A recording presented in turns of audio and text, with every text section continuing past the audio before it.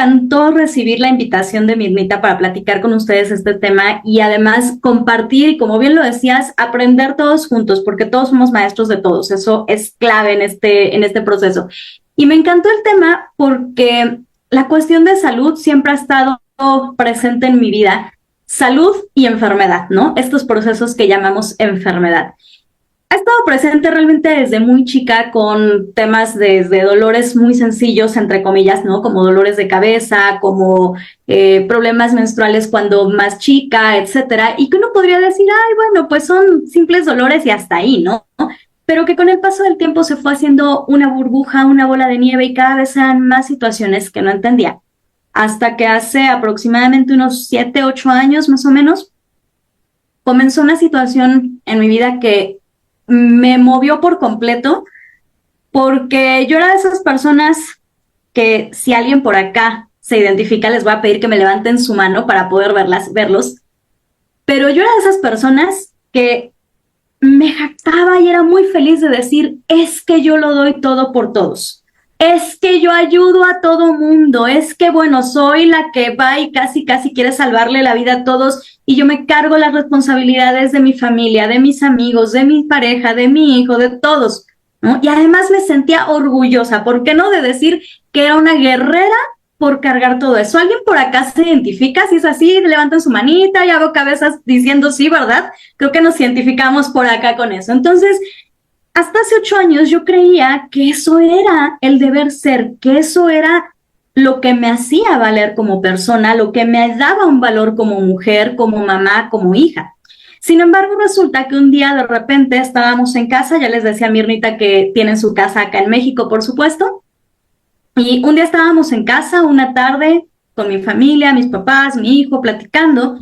Yo fui mamá muy joven, a los 17 años, ahorita pues él ya es todo un adulto, pero en aquel momento pues él chiquito, jugábamos en la tarde en casa y yo me sentía muy cansada, llevaba ya semanas sintiéndome extremadamente cansada, en un punto en el que yo decía, no sé por qué tengo tantos sueños si duermo, pero me despierto peor, ¿no? ¿Alguien le ha pasado que dice, híjole, duermo y me levanto peor que si hubiera descansado, ¿verdad? Y así empezó todo. Resulta que de repente esa tarde me voy a recostar y les digo a mi familia, ¿saben qué? No me hablen, porfa, déjenme dormir un rato porque de verdad no aguanto. Todo iba entre comillas bien, hasta que de repente empiezo a sentir que me estaba quedando ahí, tal cual. O sea, yo estaba sentada, acostada, y de repente fue un... No, o sea, esta sensación de no puedo respirar, me estoy quedando sin respirar y me estoy quedando aquí, ¿qué es esto? Me despierto por esa sensación de me voy a morir aquí, ¿no? O sea, yo decía, ¿por qué? ¿Qué es esto que está pasando? Y para mi sorpresa yo me despierto con las manos así, completamente atadas, entrelazadas entre las dos y súper adoloridas. Yo decía que ahí empezó todo, pero la realidad es que empezó mucho tiempo antes, porque yo traía ya semanas desde antes con ligeras punzadas en las manos. De esas punzadas y de esos síntomas que uno no pela, ¿no? Que uno no les hace caso, que uno dice, ay, no, hay otras cosas más importantes que hacer. Están primero los hijos, está primero el quehacer, está primero todo el mundo. Ay, es un simple picazón en la mano. Resulta que en ese momento la verdad es que ya me asusté, ¿no? No sé quién se habría asustado también con algo así, pero sinceramente yo me asusté muchísimo y evidentemente salí corriendo. ¿A dónde creen? Ahí pueden ir abriendo sus micros. ¿A dónde creen que salí corriendo? ¿A dónde hubieran salido ustedes si se levantan así, sintiendo que se están muriendo y con las manos adoloridas? Lena, adelante. Emergencia. A emergencias, ¿verdad? Gracias, efectivamente. Salí corriendo a emergencias porque dije, ¿qué es esto? Resulta que me ve el médico y lo primero que me dice es estrés, no te preocupes. Alguien le han dicho como diagnóstico inicial, ay, es que es estrés, no pasa nada, ¿verdad? Y yo así de, o sea, pero si no estoy estresada, ¿cómo creen que va a ser estrés, no? Bueno, empiezo a ver médico particular porque ya eso era más recurrente, todos los días traía el dolor, traía los síntomas, cada vez me sentía más cansada, me sentía sin energía para hacer nada. En aquel momento yo empecé a trabajar desde muy chica, a los 18 años, y ya para este entonces que les estoy compartiendo, hace 8 años, yo al día de hoy tengo 39, pues hace 8 años yo estaba ya en una parte más de emprendimiento. Yo me dedicaba al tema de capacitación y conferencias los últimos 21 años prácticamente desde que empecé a trabajar. Y en ese momento yo había ya dejado el mundo corporativo para emprender. Estaba dando mis cursos por mi cuenta, además estaba estudiando una segunda carrera en fisioterapia porque el área de la salud siempre me ha apasionado muchísimo. Tenía un negocio propio, un spa, centro holístico, etcétera. Pero de repente ya era tal el cansancio que yo ya no podía seguir trabajando, ¿no? Y que yo decía, no puedo seguir así. Empezaba a ir a la universidad de esta segunda carrera con dolores todo el día, dolores en la pierna, de repente ya todo el lado izquierdo un dolor que no podía, inflamación, rigidez todo el día. Y lo único que los médicos me seguían diciendo es que tienes estrés. Pero no me explicaban ni siquiera qué es el estrés, porque uno piensa que el estrés pues es, ay, es que me alteré porque pasó algo, me preocupé demasiado y ya, ¿no? Y creemos que eso es el estrés, pero el médico no me lo explicaba. Hasta que llego con un médico que me dice, Luz, a ver, vamos a empezar por hacer estudios, pero de entrada quiero decirte que tu cuerpo está completamente contracturado. Todo lo que tú traes, deja tú del estrés, es que tu cuerpo está contracturado completamente. Y miren que mi cuerpo es chiquito porque mido menos de 1,40, así es que uno diría, pues no es para tanto el dolor, ¿no? Pero era muchísimo. Entonces me decía él, es que está contracturado todo tu cuerpo. Pero ¿por qué? O sea, no, ya me había acostumbrado a vivir con eso, que no me había dado cuenta. Empezó un sinfín de estudios, 2 años, para no hacerles el cuento tan largo, 2 años de estudios médicos, 20 especialistas, nadie encontraba nada, todos los estudios salían negativos. Dejo de trabajar porque yo ya estaba cansadísima, ya no podía, empiezo a sentirme, porque eso sí, jamás mi familia me hizo sentir así, pero yo me sentía como una carga para ellos. Dice por aquí Pati, ¿qué es contracturación? Ok, gracias por la pregunta y me encanta porque como además tenemos por acá palabras diferentes, porfa, así háganmelo saber y se los voy explicando. Contracturado es cuando el cuerpo está completamente rígido. Hagamos de cuenta que nuestros músculos, en lugar de estar extendidos, ligeros, livianos, están hechos nudos, hechos bolas, ¿no? Todo rígido. Entonces, resultaba que el médico me decía, es que tu cuerpo está completamente así, contraído, ¿no? No extendido, está rígido y eso es lo que te está provocando los dolores, los malestares, el cansancio, etcétera. Yo no encontraba relación, pero decía, bueno, si el médico lo dice, pues así debe ser, ¿no? Entonces, ya pasan todos estos estudios. Les decía, dejo de trabajar porque yo ya no podía, me sentía pésimo, dejo la segunda carrera porque yo ya no tenía energía para nada y empiezo a sentirme como una carga para mi familia. Entonces, en aquel momento, mis papás dejan la Ciudad de México, nosotros somos de allá, dejan la Ciudad de México y se vienen a vivir a otro estado que se llama Querétaro.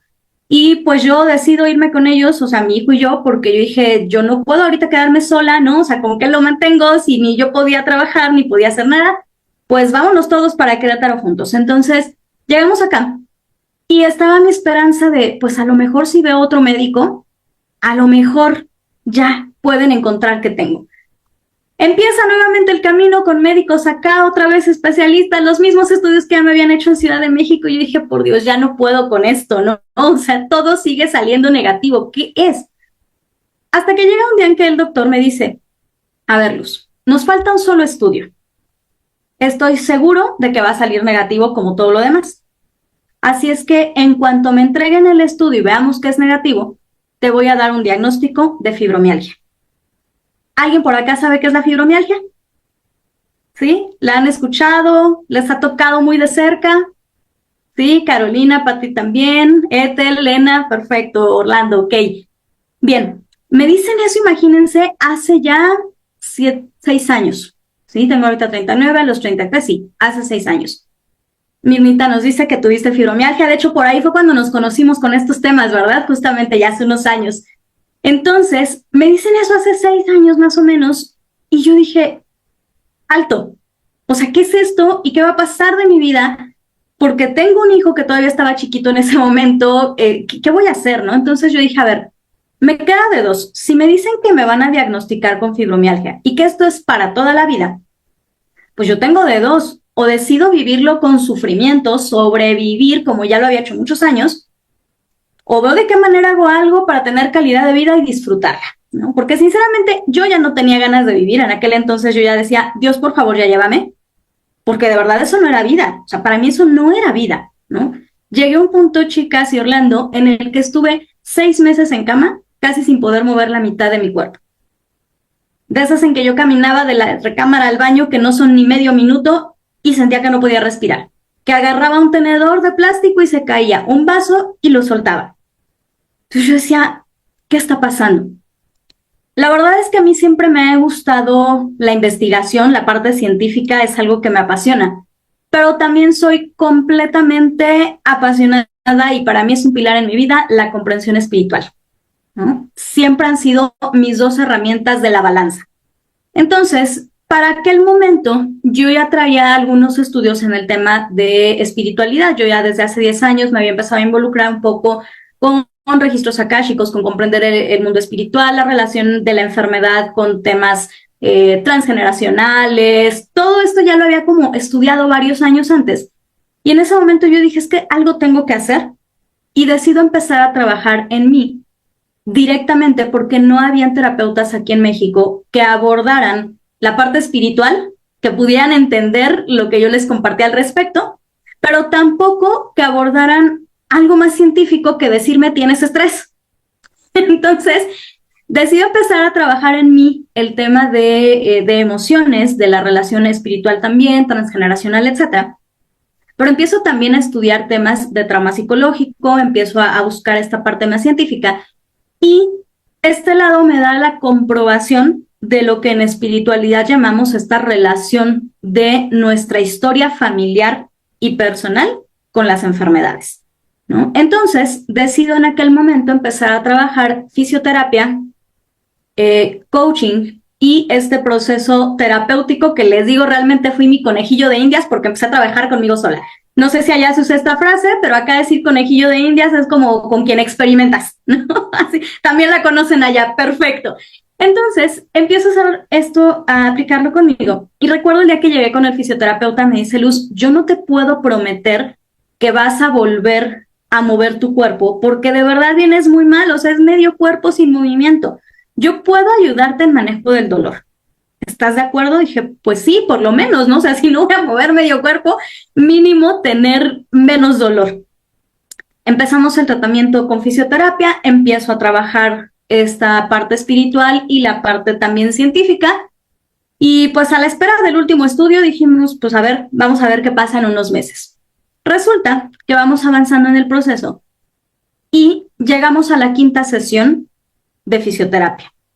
Está de repente el fisioterapeuta trabajando, coloca su mano en esta zona, sin lastimarme, simplemente la colocó y yo empiezo a soltar un llanto impresionante, que el fisio se quedó y me dijo, Luz, ¿qué te pasó? ¿Te lastimé? Que no te preocupes, son emociones que estaban estancadas ahí, tú tranquilo, déjame llorar, tú sigue trabajando, deja que salga. Yo ya tenía idea de por dónde iba el asunto, pero en ese momento todavía no fue muy claro. Terminamos la sesión, yo salí de ahí llorando, me regresé a mi casa, a tu casa, todo el camino llorando, venía en el transporte público llorando, la gente se me quedaba viendo como de esta loca que le pasa, dije, me vale, yo necesito sacar todas las emociones que venían a flor de piel. Llego a casa, le pido a mi familia que me den un espacio sola, que me dejen llorar toda la tarde y que al rato les platico, ¿no? De repente, ¿quién por acá es mamá o papá? ¿Alguien por acá son papás, mamás? Ok, Patti, Ethel, Caro, perfecto. Orlando también, súper. Pues evidentemente sabrán que como papás siempre nos preocupamos por los hijos, ¿verdad? Y aunque nos digan, déjame solo, siempre estamos ahí pendientes de ellos. Pues eso mismo sucedió en mi casa. Mi mamá de repente llega con una taza de té, toca la puerta y me dice, oye, Luz, ¿puedo pasar? Sí, me pasa la taza de té. ¿Qué tienes, hija? ¿Estás bien? Me volteo y le pido un abrazo, me abraza y ella sin saber lo que había pasado antes en el consultorio del fisio, coloca su mano en la misma zona que el fisio. ¿Casualidad? Yo no creo. No creo que haya sido casualidad. Yo todavía no les contaba nada y a la hora en que ella me da el abrazo, coloca la mano en la misma zona. Evidentemente en ese momento para mí fue como abrir una cascada. ¡Pum! El llanto, dice Patti por acá, las mamás, ¿verdad? Efectivamente. Entonces, fue como si se hubiera abierto una cascada y empiezo a llorar todavía más profundo de lo que ya estaba. Pero se dejan venir una serie de recuerdos. de un evento que yo sí era consciente que había pasado. Esto es importante, hay muchos que no somos conscientes de que pasó. Y ahorita vamos a hablar del por qué. En mi caso yo sí era consciente, pero no con tanto detalle. Resulta ser que cuando yo tenía 7 años, estoy hablando de hace 32 años, me tocó vivir una experiencia de abuso sexual por un chico 10 años mayor que yo, cercano a la familia. Pero cuando eso sucedió, imagínense nada más la escena de una niña de 7 años que no entiende, que la cabeza no logra comprender lo que está pasando, porque no tienes ni las palabras ni el contexto para poder entenderlo. Que lo único que sabes es que en el cuerpo se está sintiendo mal, se está sintiendo incómodo, se siente que eso no está bien, pero no entiendes el por qué. En esa ocasión, cuando sucedió esta situación, al momento de salir de la casa donde estábamos, que justo llegan mis papás, me gritan y ya salimos, en ese momento me pasó una película acá enfrente en cuestión de segundos en donde yo dije, si yo les digo, me van a creer, porque yo estaba segura de que mi familia me iba a creer. Es más, yo no sabía exactamente qué iba a decir, solo sabía que algo tenía que decir. Entonces fue así de, si les digo, sí me van a creer, ellos me apoyan, pero en aquel entonces mi papá era súper explosivo, enojona, la primera, híjole, ¿no? Ya era como que, a ver, ¿con quién te estás metiendo?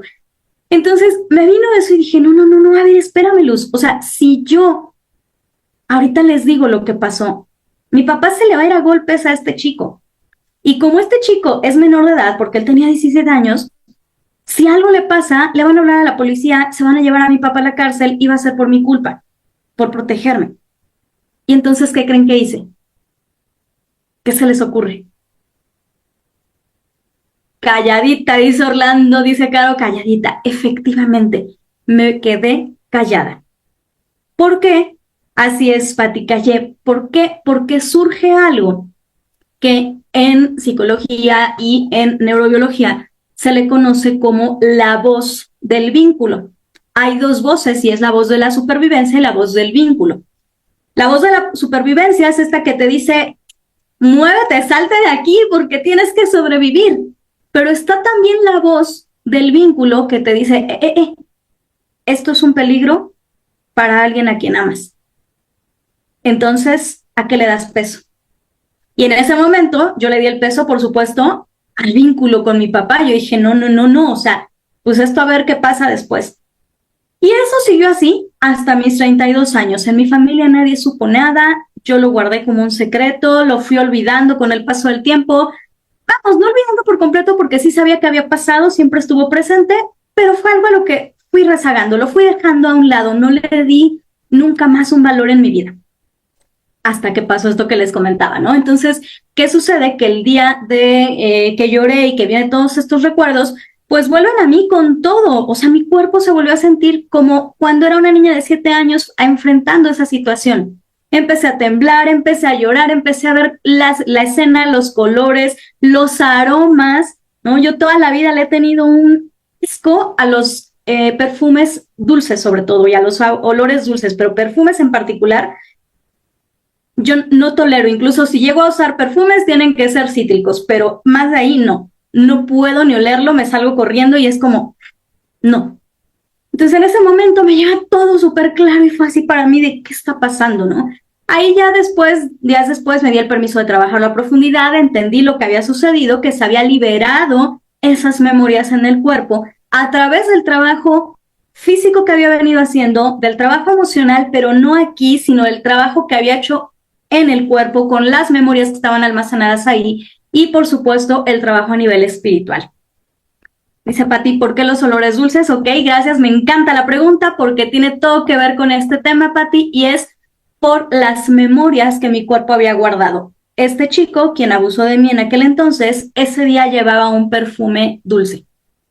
Entonces, evidentemente, mi cuerpo, mi sistema nervioso, que es del que vamos a hablar hoy, no tolera los aromas dulces. ¿Por qué? Porque para mi cuerpo un aroma perfume dulce es sinónimo de amenaza contra mi vida.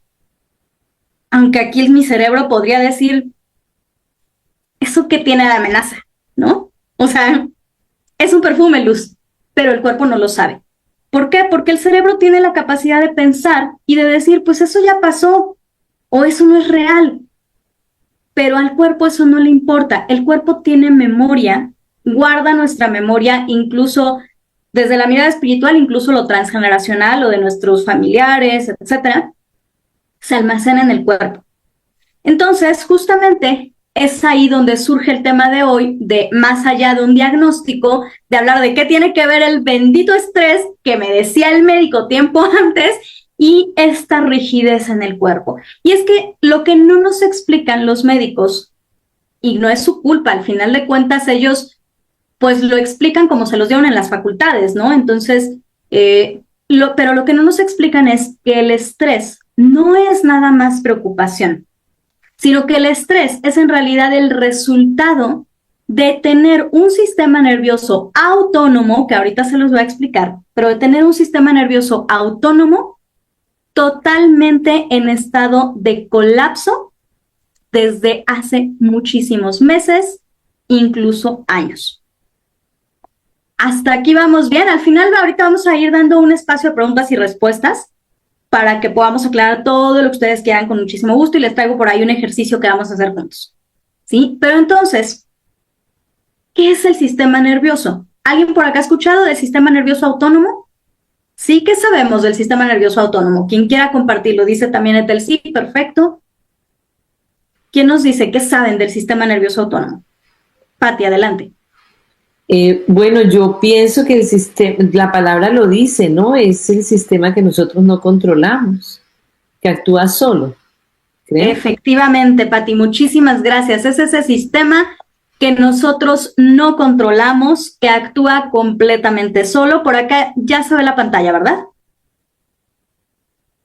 Sí, perfecto. Ok, gracias.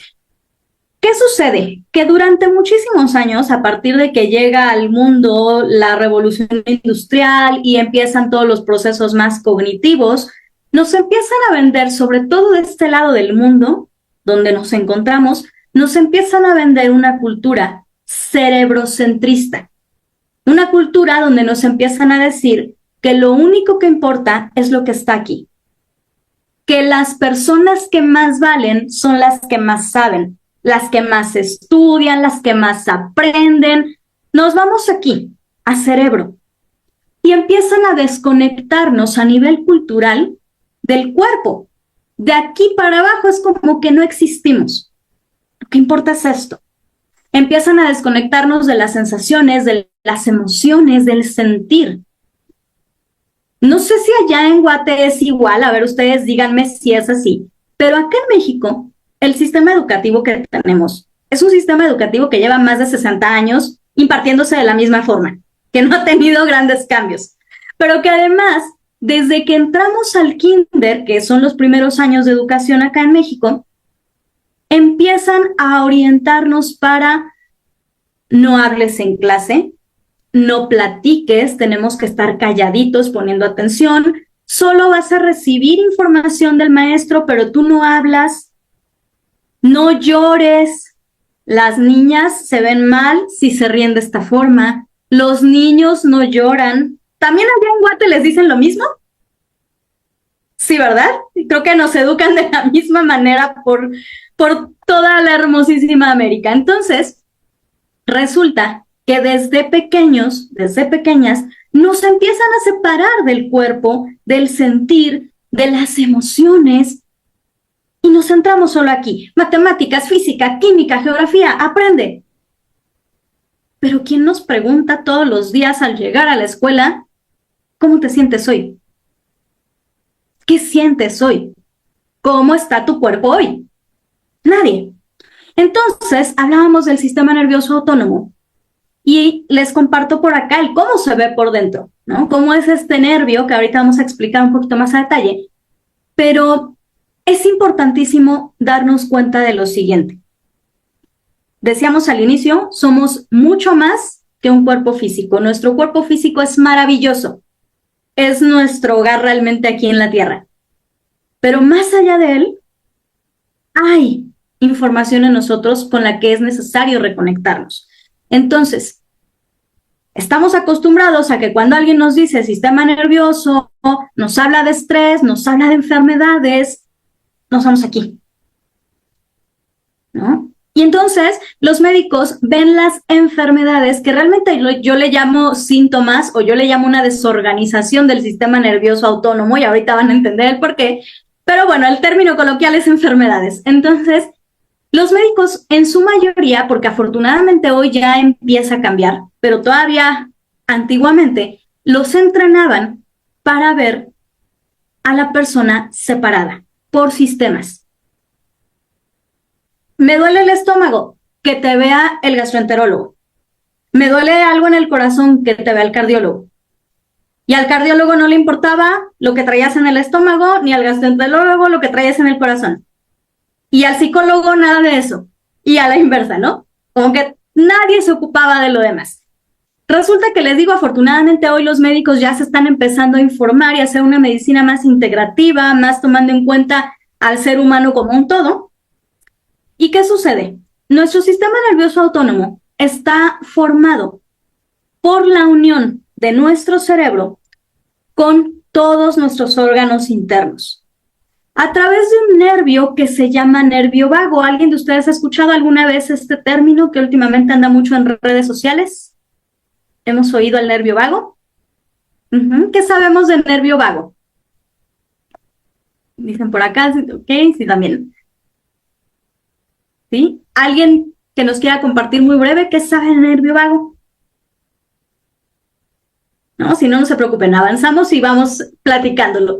Dice, déjenme abrir por acá. Ok, Pati, sí he escuchado, pero no sé, perfecto, no pasa nada porque hoy estamos aquí aprendiendo juntos. Entonces, nuestro nervio vago, chicas y Orlando, es este nervio que vemos aquí, tiene dos ramas, ¿sale? En nuestro cráneo, en nuestro cerebro, perdón, surgen 12 pares de nervios que la medicina les llama nervios craneales, porque surgen en el cráneo.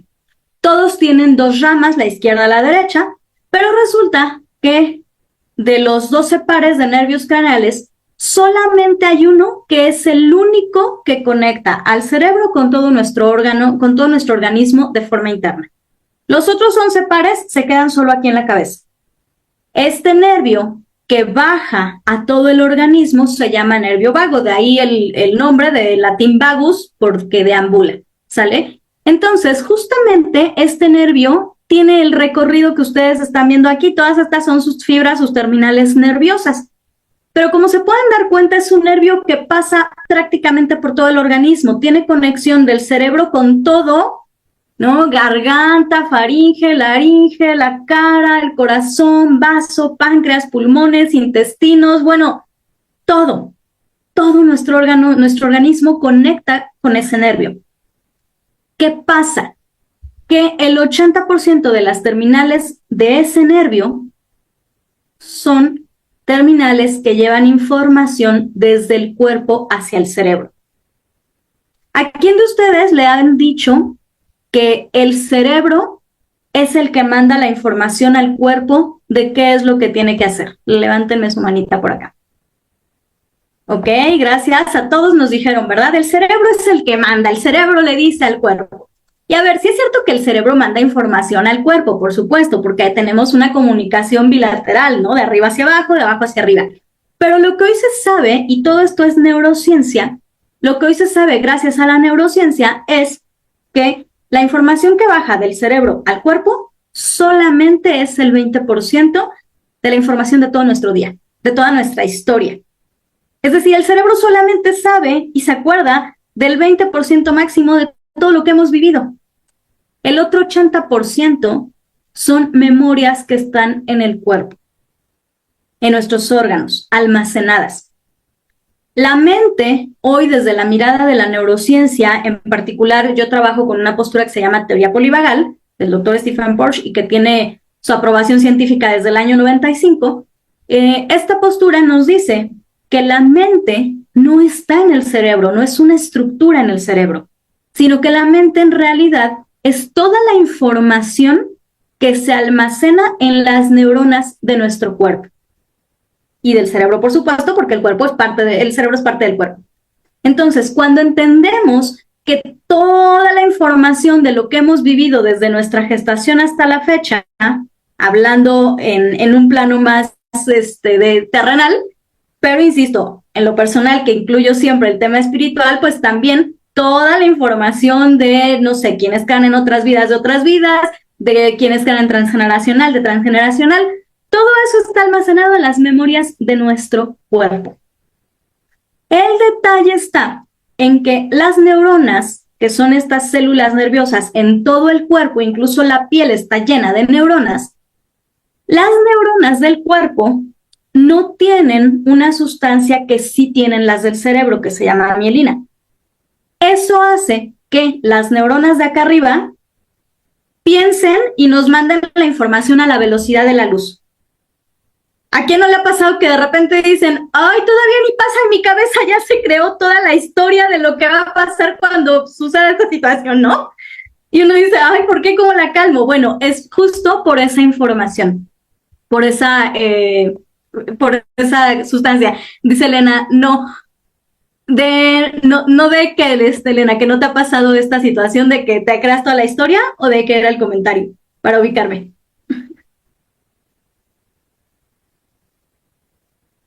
Era sobre el nervio vago. Ok, gracias. Entonces, les decía, esto es lo que sucede, por eso la información del cerebro al cuerpo la identificamos rápido gracias a esa sustancia, pero nuestro cuerpo, las neuronas que están en el resto de él, no tienen esa sustancia. Eso significa que la información que el cuerpo nos comunica hacia arriba, aunque es el 80%, es más información, sube más lento. Sube a través de este nervio, llega al tallo encefálico, ahí es donde hace la conexión, y llegando al tallo encefálico le da la información, lo manda a la amígdala cerebral, que está en el centro de nuestro cerebro y que es la que se encarga de las emociones a nivel cerebral, y entonces ahí es donde ya el cerebro dice, caray, el cuerpo me está diciendo que esto es un peligro para Luz, para Elena, para Patti. Entonces, ¿sabes qué? Espérame, no lo vamos a hacer porque al ser un peligro para ella, yo prefiero que ella esté viva, o que él, en el caso de Orlando, que él esté vivo. Y entonces es donde el cerebro baja la información y te dice, vamos a ejecutar lo que tú nos dijiste. Cuerpo, tú dijiste que esto es peligroso, vamos a hacerlo. Entonces, hoy en día, de hecho hay un libro que quiero recomendarles muchísimo, se llama Neurociencia del Cuerpo, es de la doctora Nazaret Castellanos. Es un libro que me gusta porque sí es técnico, sí es muy científico, pero ella trata de abordar también ciertas como analogías e historias que hace que sea más fácil de entender, ¿no? Pero ahí, justo esto que les estoy explicando, lo explica muy profundo la relación de cuerpo-cerebro, cerebro-cuerpo, y entonces justo dice ella, ahí empezamos a comprobar que el cuerpo es el que esculpe al cerebro. El cuerpo es realmente el que le dice al cerebro qué es lo que está sintiendo, cómo se está sintiendo y cómo vamos a responder. Y aquí es entonces donde vienen las respuestas neurobiológicas que ocurren cuando nuestro cuerpo enfrenta una situación de estrés, de peligro. ¿Sale? ¿Qué sucede?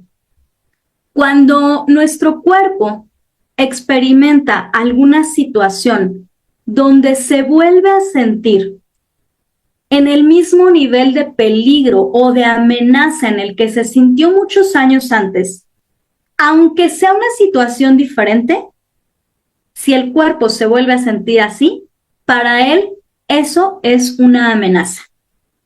Y va a responder desde el sentir de la amenaza. ¿Sale? Entonces, hay varias respuestas que tiene el sistema nervioso cuando afronta una situación de estrés, como normalmente le llamamos, pero que hoy estamos entendiendo que es una situación donde él se siente en peligro o en amenaza. Las principales son que nos puede llevar a la lucha o a la huida, o incluso si siente que es una amenaza vital, nos puede llevar al cierre o hasta el colapso. Decía al inicio que mi médico me decía, Luz, tu cuerpo está completamente rígido, lleno de nudos, de bolas, de estas contracturas que le llamamos aquí, ¿no? O sea, ¿por qué sucedió eso? Porque mi cuerpo llevaba años viviendo, ni siquiera viviendo, sobreviviendo en un estado de amenaza. A partir de esa situación que yo viví cuando niña, mi sistema nervioso empezó a interpretar y a percibir el mundo como una amenaza para mí. Claro que además cuando eres adulto, adulta y como mujeres se nos inculca mucho y sobre todo por temas sociales, no uses faldas cortas, no uses escotes, no salgas a la calle sola, es un peligro y te empiezan a llenar de más peligro y para tu cuerpo, para tu sistema nervioso, el mundo es una amenaza todo el tiempo. Al estar en amenaza todo el tiempo, entramos en un estado que se llama hipervigilancia. Esto significa que no solo el cuerpo, no solo el cerebro, sino el cuerpo completo está las 24 horas del día solamente esperando a ver ahora qué más me va a pasar porque es un peligro. Y si te gusta escuchar noticias, peor todavía, porque todo el tiempo estás oyendo lo malo que pasa en el mundo y claro que tu cuerpo reafirma que es un peligro, ¿verdad? Entonces, empieza a lanzarnos estas respuestas de lucha, de huida, de colapsarte. Y el problema es que cuando el cuerpo lleva muchos años sobreviviendo en este estado de amenaza, el sistema nervioso dice, mi función principal es mantener vivo a Orlando, a Patty, a Mirnita, a Ethel, a Lena, a Caro. A mí no me interesa si ellas o él logran metas, cumplen sueños. A mí lo que me interesa es que sobreviva. Esa es mi función. Y entonces lo que empieza a hacer el cuerpo, chicas y Orlando, es que empieza a desactivar funciones o a apagar funciones que no son vitales. ¿Para qué? Para ahorrar energía, porque necesita mantenernos vivos, ¿estamos de acuerdo? ¿Qué funciones no son vitales? Por ejemplo, la cognición, el pensar. ¿Estamos de acuerdo en que cualquier persona podría vivir sin pensar? ¿No? De repente le suena por ahí enfermedades como demencias, como Alzheimer. ¿No? Claro, el cuerpo lleva años en un estado de amenaza, sobreviviendo, en donde claro que ya generó cambios no solo neurobiológicos, sino fisiológicos. Ahí es donde decimos, a ver, claro que el origen de todo lo que llamamos enfermedad son emociones, pero no es la emoción solo porque me enojé. Es que son emociones que no están procesadas. Son emociones que están almacenadas, arraigadas en el organismo, que tienen al organismo en un estado de hipervigilancia, de peligro desde hace muchos años, y que evidentemente el organismo dice, ya no puedo más, y empieza a generarme una serie de síntomas que termina afectando a todo el organismo. Esto es algo que desde la mirada de neurociencia se le conoce con el nombre de trauma. Muchos años, y levántenme la mano por acá, por favor, si a ustedes les llegaron a decir que trauma es un evento peligroso que viviste. Se los han llegado a decir, porque a mí sí, muchas veces me decían, hablar de trauma significa que viviste algo peligroso, ¿no? Déjenme ver por acá el chat. Sí, nos dice Minita, ok, por acá. Bien, entonces, la neurociencia y la teoría del trauma hoy en día nos dicen, no, a ver, espérame. Hoy ya se sabe que el trauma no es un evento. Que trauma, dice el doctor Gabor Maté, que trauma es el resultado en nuestro organismo de una situación emocionalmente fuerte para nosotros, no importa si para los demás, no, para nosotros, fue tan fuerte emocionalmente hablando que nuestro sistema nervioso autónomo no tuvo la capacidad de responder, se quedó en un estado de congelamiento y lo dejó almacenado ahí. Esto es maravilloso porque cuando yo empecé a formarme en trauma y a escuchar todo esto, dije, wow, qué lindo, porque si el trauma fuera el evento, estaríamos perdidos porque no lo podemos cambiar, no podemos regresar al pasado. Pero si entendemos que el trauma es la desorganización que ocurre internamente en mi sistema nervioso autónomo, en todo mi organismo, a raíz de emociones que me superaron, que me colapsaron, que no supe qué hacer con ellas y se quedaron ahí, la maravillosa noticia es que eso sí lo puedo cambiar.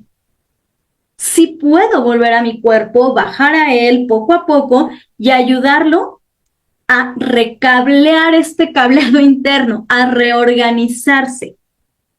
Y ahí es en donde hoy en día empezamos a entender el resultado de muchos procesos médicos, terapéuticos, etcétera, en donde nos dicen, como lo decíamos al inicio, que les contaba un poco de mi historia. En mi caso, lo que sucedió fue que a los 3 meses de haber iniciado el proceso de fisioterapia con este trabajo interno que hice con trauma, la espiritual, etcétera, a los 3 meses yo ya no tenía ni un solo síntoma, ni un solo dolor, todas las ganas del mundo de seguir viviendo. Y por supuesto, el último estudio que esperaba mi médico salió negativo.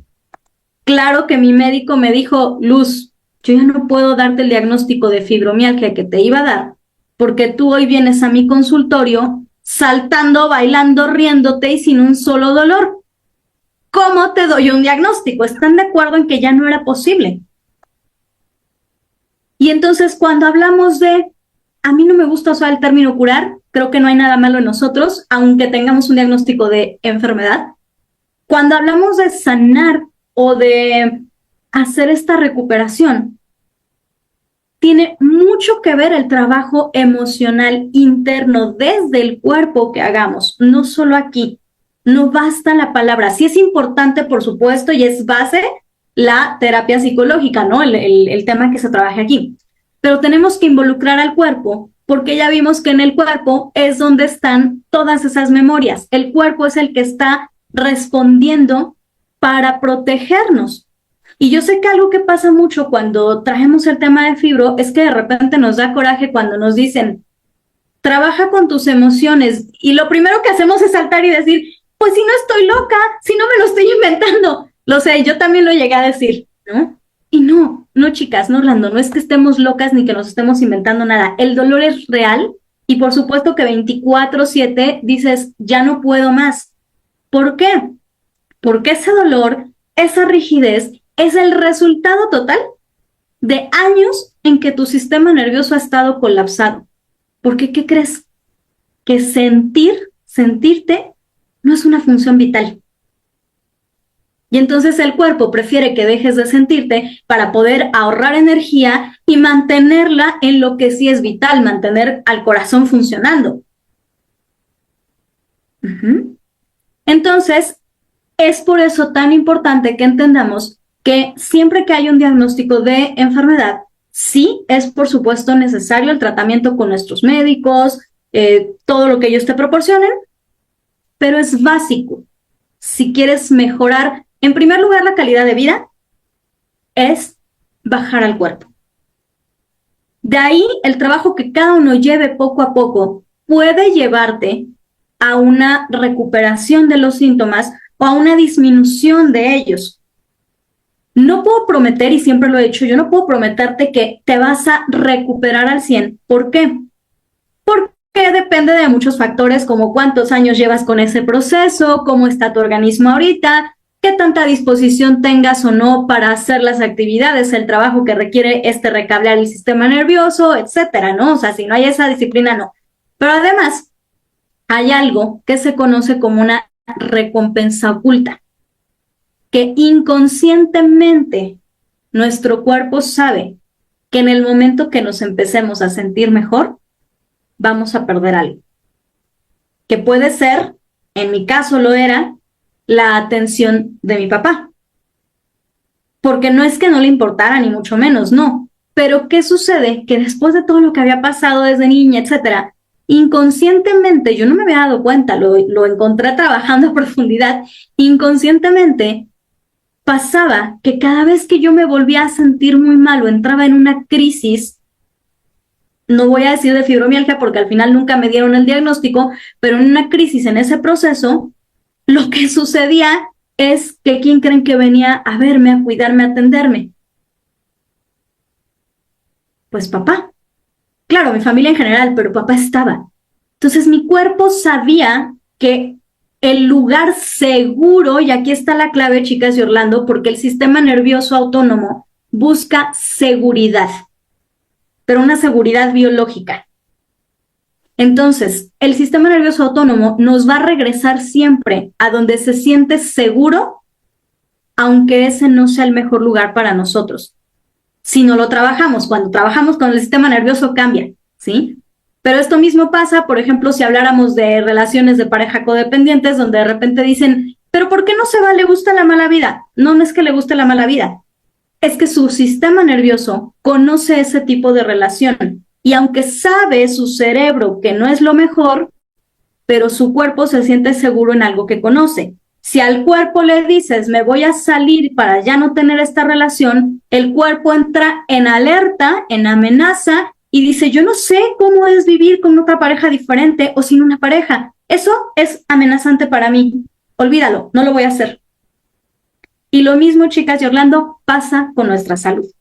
En muchas ocasiones, inconscientemente, nosotras mismas, nosotros mismos, detenemos esa posibilidad de disminuir síntomas o de recuperarnos, porque aunque el cerebro dice, claro que yo quiero estar bien, porque en realidad quiero, el cuerpo dice, si tú te mejoras, ¿qué crees? Que tus hijos ya no van a venir a verte todos los días, que tu papá ya no te va a estar hablando, que tu esposo ya no te va a traer el desayuno a la cama diario. No, entonces, ¿sabes qué? Mejor me quedo aquí, ¿no? Claro que aquí no sucede, evidentemente aquí no es. Es una respuesta del sistema nervioso. Entonces, por eso les decía al inicio que para mí fue hermoso recibir la invitación de Mirnita a compartir este tema, porque pues fue algo que viví en carne propia, les compartí mi historia, porque realmente de ahí surge aquí estamos haciendo una masterclass muy en pequeño, muy en contacto entre todos, aprovechando que somos un grupo pequeñito y que ahorita vamos a abrir espacio de preguntas y respuestas. Pero esta masterclass es como el extracto de una conferencia que imparto, ¿no? Y justamente la conferencia surge de esta historia, pero también de la evidencia científica que tenemos al respecto y, por supuesto, del enfoque espiritual, ¿no? Entonces, solo quiero recordarles justamente que en un proceso de salud o de pérdida de salud, cuando nos hablan de un diagnóstico de enfermedad, es importantísimo que hagamos conciencia también de nuestro proceso de duelo, porque eso nos va a permitir una mejor calidad de vida. Porque cuando hay un diagnóstico de enfermedad, invisibilizamos el duelo. El duelo de perder a quién éramos antes del diagnóstico, esa identidad. El duelo de quién soy ahora que tengo un diagnóstico porque me creo una nueva identidad. Y prepararme para quién voy a ser, quién quiero ser a partir y después de ese diagnóstico, sin que el diagnóstico me etiquete, porque no soy diabético, no soy hipertenso, no soy la enfermedad. Está un síntoma, está una serie de síntomas, hay un diagnóstico, claro, no lo voy a negar, porque tampoco se trata de decir, no lo hay, no, ok, lo hay. Me estoy atendiendo con el médico, estoy tomando medicamentos, estoy tomando tratamiento, pero no soy el diagnóstico. Soy mucho más que el diagnóstico.